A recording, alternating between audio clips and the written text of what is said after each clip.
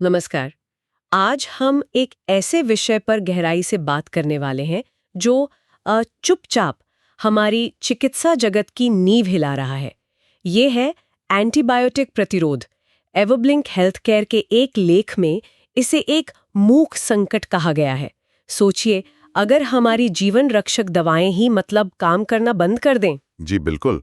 और एवरब्लिंक health care ने जिस तरह से उजागर किया है उसे समझना बहुत ज़रूरी है। आज हम यही कोशिश करेंगे कि ये संकट क्या है और इससे निपटने के लिए क्या किया जा सकता है। हाँ, तो चलिए शुरू करते हैं बिल्कुल बेसिक से।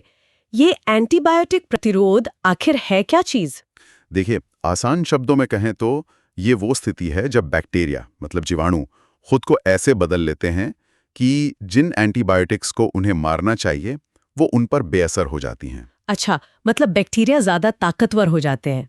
हाँ बिल्कुल, दवाएं कमज़ोर पड़ जाती हैं उनके सामने। लेकिन एवरब्लिंक हेल्थ केयर के लेख में ये भी था कि ये कुछ हद तक मतलब एक प्राकृतिक प्रक्रिया भी है। हाँ, ये बात दिलचस्प है। बैक्टीरिया का बदलना, विकसित होना, ये तो प्रकृति का नियम है, ये होता रहता है।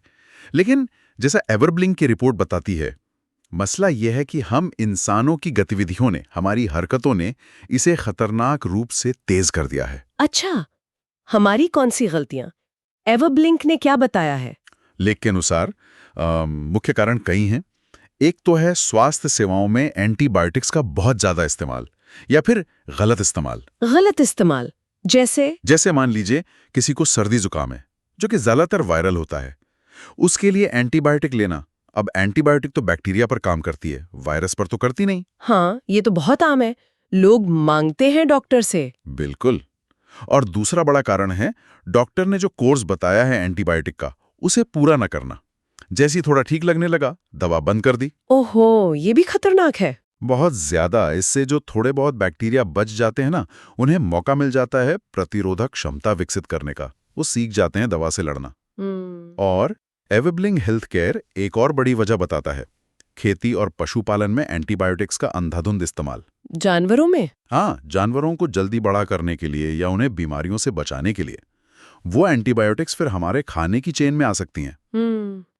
और एक और चिंता की बात यह है कि नई एंटीबायोटिक्स बनाने की जो रफ्तार है वो धीमी पड़ गई है। मतलब हमारे पास इन सुपरबग्स से लड़ने के लिए नए हथियार कम हो रहे हैं। सही कहा, हथियार पुराने पड़ रहे हैं और दुश्मन ज्यादा ताकतवर होता जा रहा है। तो एवरब्लिंक हेल्थ केयर के मुताबिक इसके नतीजे क्या हो सकते हैं? कितने गंभीर हैं? नतीजे देखिए बहुत चिंताजनक हैं। जो आम संक्रमण पहले आसानी से ठीक हो जाते थे वो अब जानलेवा साबित हो सकते हैं। बीमारियां ज्यादा लंबी चलती हैं, मृत्यु दर बढ़ जाती है। और इसका असर सिर्फ बीमारी तक ही सीमित नहीं होगा, है ना? नहीं, बिल्कुल नहीं है। एवरब्लिंक हेल्थ केयर इस बड़े चित्र पर भी ध्यान खींचता है। सोचिए, सर्जरी कितनी जोखिम भरी हो जाएगी। अंग प्रत्यारोपण, कैंसर का इलाज, इन सब में इन्फेक्शन का खतरा रहता है। अगर एंटीबायोटिक्स काम नहीं करेंगी तो ये प्रक्रियाएं बहुत ज्यादा खतरनाक हो सकती हैं। बाप रे।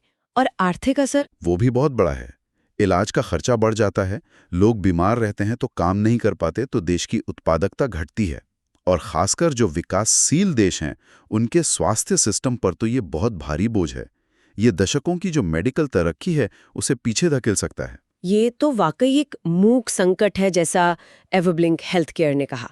ये धीरे धीरे बढ़ रहा है पर बहुत खतरनाक है। तो सवाल ये है कि क्या हम कुछ कर सकते हैं, इसे रोक सकते हैं? हाँ देखिए, उम्मीद तो है। और एवरब्लिंक हेल्थ केयर का जोर इसी बात पर है कि ये एक सामूहिक प्रयास होगा, सबको मिलकर काम करना होगा। शुरुआत कहाँ से करें? आम लोग क्या कर सकते हैं? सबसे पहली और जरूरी बात, एंटीबायोटिक्स सिर्फ और सिर्फ डॉक्टर की सलाह पर ही लें, खुद से या केमिस्ट से पूछकर नहीं। और वायरल बीमारियों जैसे सामान्य जुकाम के लिए एंटीबायोटिक की जिद ना करें। और अगर डॉक्टर ने दी है तो फिर पूरा कोर्स जरूर करें, चाहे आप 1-2 दिन में ही बेहतर महसूस करने लगें। दवा बीच में बंद ना करें, ये बहुत जरूरी है। ठीक है। ये तो हुई आम लोगों की बात। डॉक्टरों और अस्पतालों की क्या भूमिका है? उनकी भूमिका भी बहुत अहम है। एवरब्लिंक के सुझावों में है कि अस्पतालों में एंटीबायोटिक प्रबंधन कार्यक्रम हो, मतलब दवाओं के सही इस्तेमाल पर नजर रखी जाए। डॉक्टरों को मरीजों को जागरूक करना चाहिए और अस्पतालों में संक्रमण को फैलने से रोकने के जो उपाय हैं उन्हें और सख्ती से लागू करना चाहिए। और बड़े स्तर पर, मतलब सरकारें, अंतर्राष्ट्रीय संस्थाएं? जी, एवरब्लिंक हेल्थ केयर के अनुसार नीति निर्माताओं को भी कड़े कदम उठाने होंगे, जैसे खेती में एंटीबायोटिक्स के गैर जरूरी इस्तेमाल को रोकना, नई एंटीबायोटिक्स, टीकों और जांच के तरीकों पर रिसर्च में पैसा लगाना और दुनिया भर में इस समस्या से निपटने के लिए आपसी सहयोग बढ़ाना, ये किसी एक देश की नहीं, पूरी दुनिया की समस्या है। ये सब तो ठीक है, पर चुनौतियां तो काफी बड़ी लगती हैं। क्या विज्ञान हमें कोई उम्मीद दे रहा है, कोई नई खोज? हाँ बिल्कुल, चुनौतियां हैं, लेकिन एवरब्लिंक की रिपोर्ट में आशा की किरणें भी हैं। वैज्ञानिक नए तरीकों पर काम कर रहे हैं। एक है फेज थेरेपी।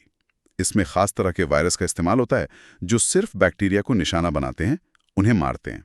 अच्छा, वायरस से बैक्टीरिया का इलाज, ये तो दिलचस्प है। हाँ, और फिर क्रिस्पर जैसी जेनेटिक इंजीनियरिंग तकनीकें हैं। इनसे शायद बैक्टीरिया की प्रतिरोधक क्षमता को ही खत्म किया जा सके।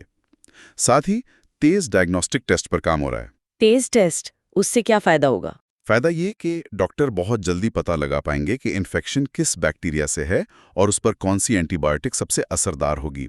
इससे सही दवा चुनने में मदद मिलेगी, गलत एंटीबायोटिक देने से बचेंगे। ये सब हमें, जिसे कहते हैं प्रिसीजन मेडिसिन, उसकी तरफ ले जा रहा है। प्रिसिशन मेडिसिन मतलब हर मरीज के लिए बिल्कुल सटीक इलाज। जी हाँ। तो जैसा एवरब्लिंक हेल्थ केयर ने कहा, ये संकट चुपचाप बढ़ जरूर रहा है, लेकिन इसकी अनदेखी करना बहुत खतरनाक होगा। जागरूकता और जिम्मेदार कार्रवाई, यही रास्ता है। बिल्कुल सही कहा आपने। ये हम सब की साझा जिम्मेदारी है। आज अगर हम एंटीबायोटिक्स को बचाएंगे तो आने वाली पीढ़ियों के लिए आधुनिक चिकित्सा का भविष्य सुरक्षित रख पाएंगे। हर डॉक्टर का पर्चा, हर सरकारी नीति और हमारी अपनी छोटी छोटी आदतें सब मायने रखती हैं। और जाते जाते चलिए एक विचार के साथ छोड़ते हैं। क्या इस संकट का हल सिर्फ नई और बेहतर दवाएं खोजने में ही है, या फिर अगर हम बैक्टीरिया के विकास, उसके एवोल्यूशन के तरीके को और गहराई से समझें, तो शायद हम संक्रमण से लड़ने के कुछ बिल्कुल नए, शायद गैर दवा वाले तरीके भी इजाद कर सकते हैं। सोचने वाली बात है।